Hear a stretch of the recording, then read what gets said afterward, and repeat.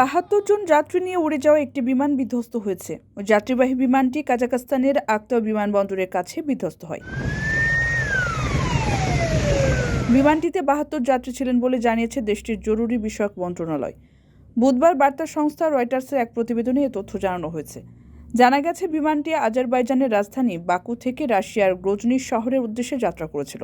তবে ঘন কুয়াশার কারণে এটি বিকল্প রুটে চলছিল এবং সে সময় দুর্ঘটনার কবলে পড়ে। কাজাখস্তান কর্তৃপক্ষ জানিয়েছে, প্রাথমিক তথ্য অনুযায়ী কিছু আরোহী জীবিত রয়েছেন। দুর্ঘটনার পরপরই উদ্ধার কাজ শুরু হয়েছে এবং আগুন নিয়ন্ত্রণে আনতে দমকল বাহিনী কাজ করছে।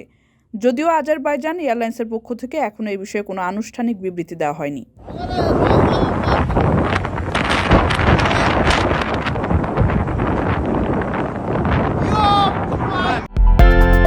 বিদেশ থেকে প্রিয়জনকে উপহার পাঠান প্রবাসী শপের মাধ্যমে। যোগাযোগ করুন স্ক্রিনে দেওয়া নম্বরে।